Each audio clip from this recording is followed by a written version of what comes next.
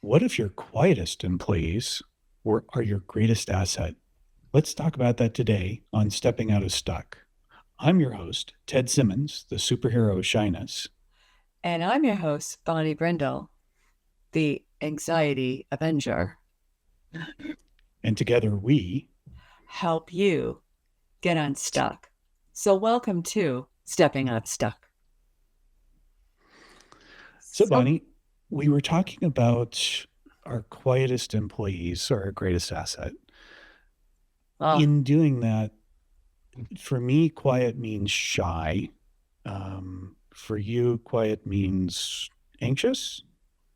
sometimes, but it looks the same because they're both Mhm. quiet, right? They don't participate. Sometimes people are feeling shy about participating in a team situation in work or organization. Um, but sometimes people are more anxious. It's not so much about being shy, but either way, if they're not participating, then you're not getting the best out of them. So you're I asking the get that. question, what if the quietest people are your best asset? How would a leader know that? That's a good question. I thought about this, and I was like, when we were talking about this question here, I was thinking about the different leaders that have actually engaged with me and got me to share different things, yeah, and the opposite of the leaders that basically got me to shut down. Uh, And yeah, there's both um, kinds. right, Uh, and what what in particular did engaged me the most? And I'd have to say that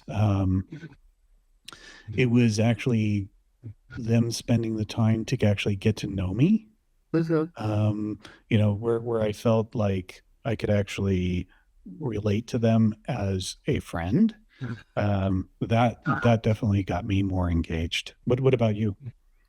Well, let's go back just for a second. So Oh, sure, sure, sure. that's how people helped engage you. But if you were in a Mhm. situation where there was a leader, a boss, a supervisor running a team meeting, a discussion, looking for ways to improve any level of what we're working on in the company, Mhm. and you were in that meeting, Mhm. what would you look like as a shy person?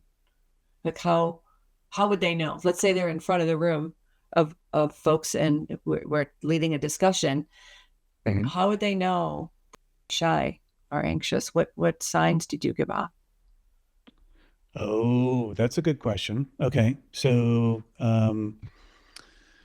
y- as a shy person, you basically crunch in and you're like constantly looking at your notes and other things like that. So you're barely engaged, right? So you're trying to be as small as possible and not um you don't want to be noticed. So that's the key thing that you do there. Okay. Well, that actually reminds me of when I taught middle school and had 13-year-olds in front of me. Hmm. And the shy kids in the classroom, we'd have a discussion and would it do exactly that. You'd see them kind of shrink. And if we look down, it's like if I'm not looking at you, you don't see me. Right. Yeah. Yeah. Okay.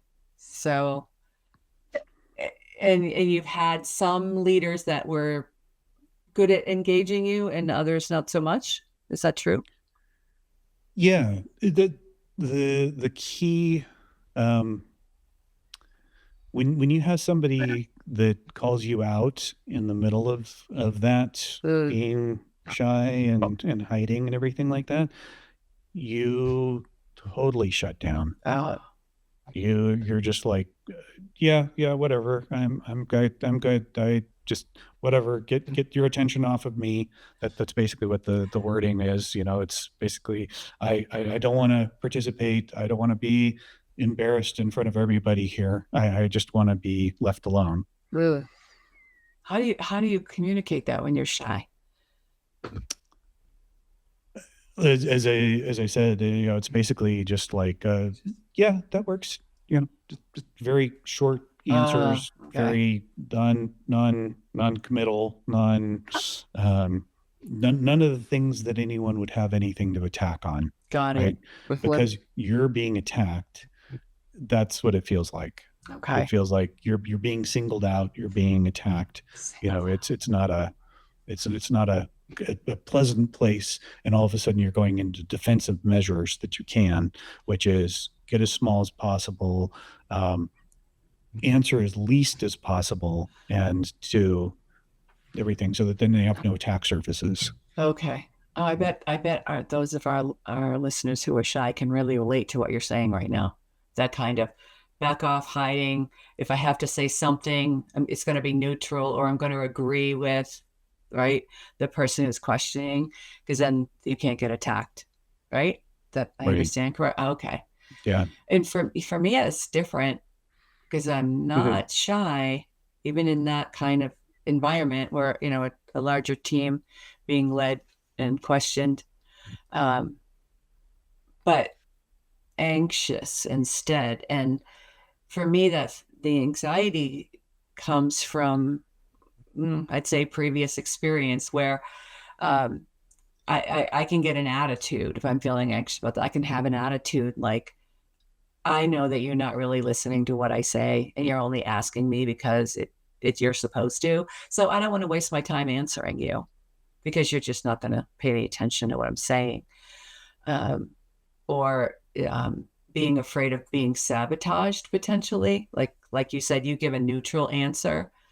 Mm-hmm. Not being shy. If I had a thought about something, I would want to give that answer with the details in the way that I was thinking about it, but would often just sit back with it because I'm not going to risk being sabotaged. Right. Yeah, that So, makes sense. yeah. Yeah. So there's similarities, but they're not quite the same. Like the Mm-hmm. shyness, you don't want to come forward. Right. This anxious, I'll come forward if the space feels like I'm going to be safe and respected, because I'm not easily embarrassed if I say something that other people disagree with or whatever. That's okay with me. Probably Mm-hmm. not so much okay if you feel shy, right? Right. Hmm. Right. Yeah. Interesting. I I love the conversations that we have coming from our two different places, and the places where we cross over, because shy and anxious does, right, often Mm-hmm. cross over. But it's so interesting to explore how they can look exactly the same to someone on the outside. You and I are not participating in the discussion, right? Right. But our motivations and our feelings and our reasons can be completely different. Huh. Yeah. Yeah. Interesting. So, oh, you've been in a position where you were a director of a team, Mm-hmm. right? Mm-hmm. So when you were doing that work, when you were directing a team and you had shy or potentially anxious people who weren't participating, Mm-hmm. did you have a hidden rule, like an assumption, like a belief about why that was? That Well, coming from the perspective of me, I came up being shy, right? And I uh-huh. had to get over it.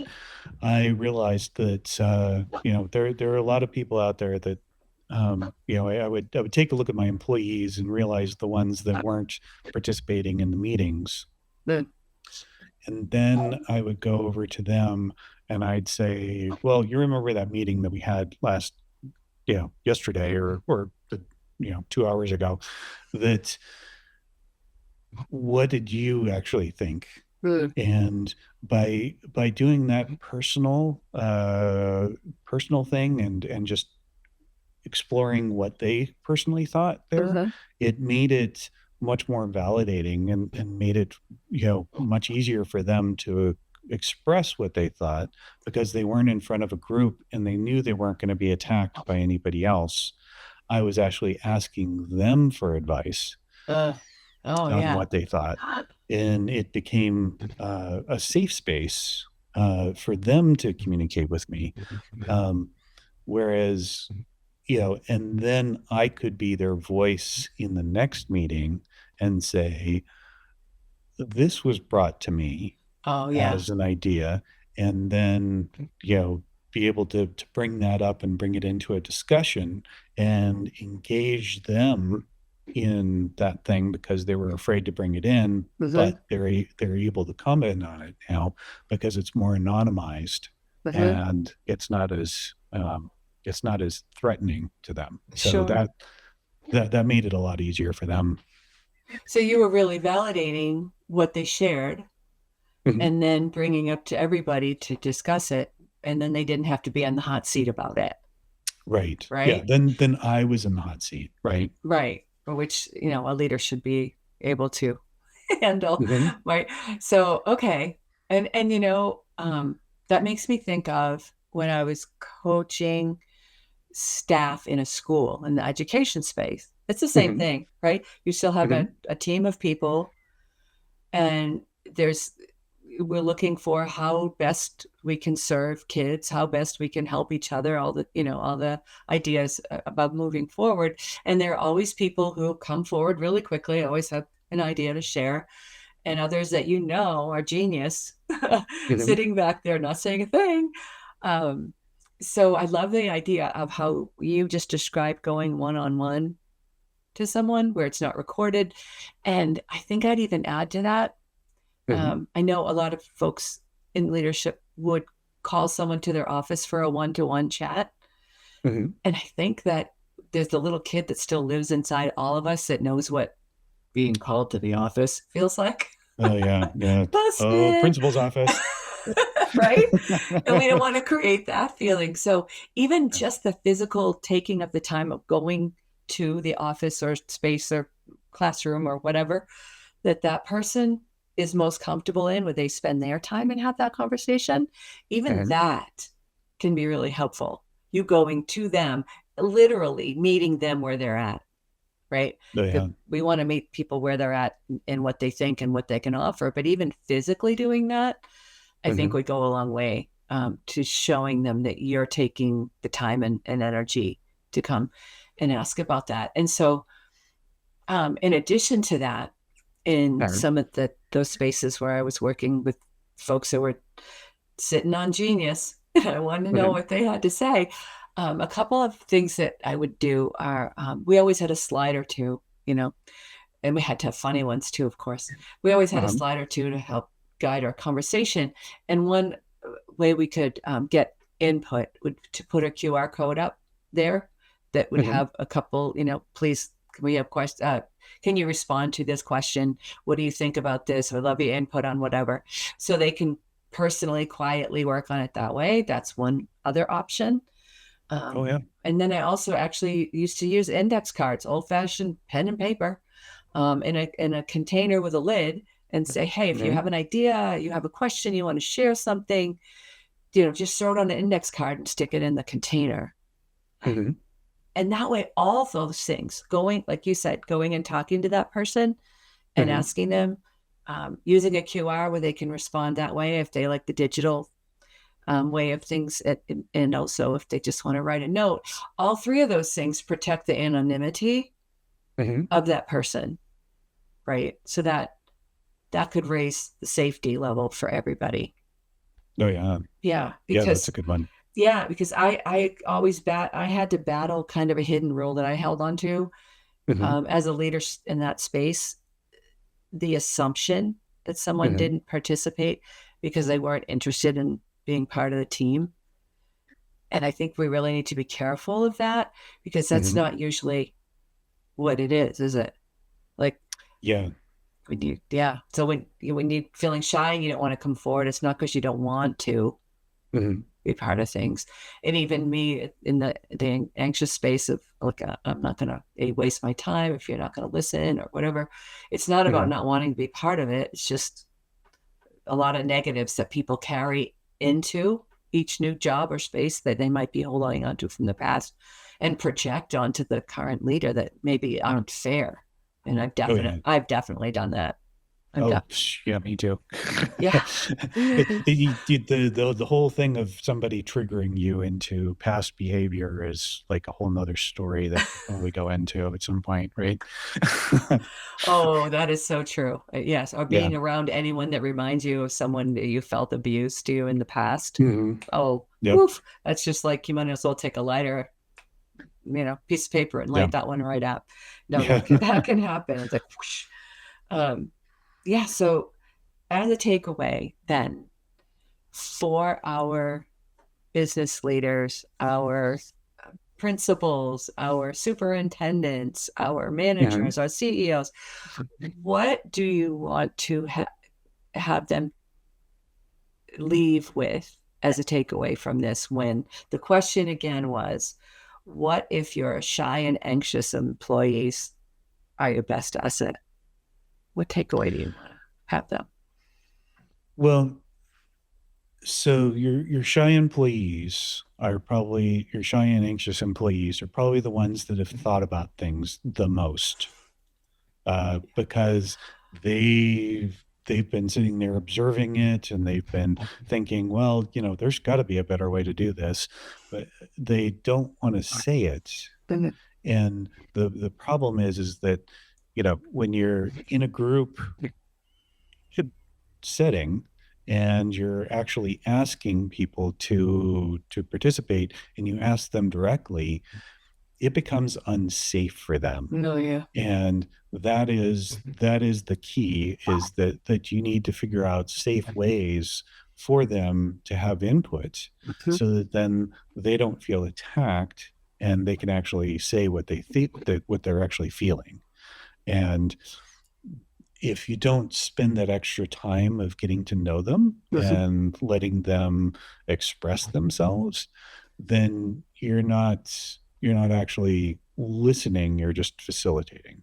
And you're missing out on a whole lot of gold that could be coming your way, right? About making Yeah. things better and Yeah. increasing productivity. And yeah, you can miss out on a whole lot by just letting that go and ignoring that.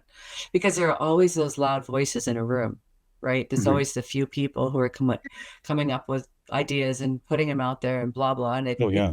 it can be really easy when you have a whole lot of things to do in a day after Hmm. that meeting to just listen to those few people and then move along. But Yeah. boy, if you take the time to reach back to those folks who maybe weren't coming forward, you might really catch something super helpful that you otherwise would have missed. Yeah. For me, that's the takeaway. It's worth the time and effort to go back for the reward that you may get in checking out what those folks have to share. Exactly. Yeah. And it's worth the extra meeting that it may take Right. to get those ideas, compile them, and then reshare them. Um, Absolutely. yeah. Yeah. So I remember you had a statement about Mhm.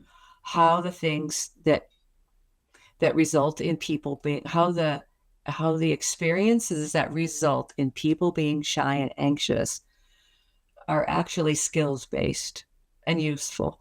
Mhm. Yeah. Can Yeah. you So yeah, remind us? something I want people to remember Yeah. is what protected you gave you skills. There And when you understand them, you can put them to use. And those skills build lasting confidence. you go. All right. Well, I personally enjoyed this conversation. I hope our listener did. Yeah, no, it was great and in depth. Please like and subscribe, and share this with your friends. We would love to hear from you, and we would love to get a wider audience. And thank you so much. See you soon.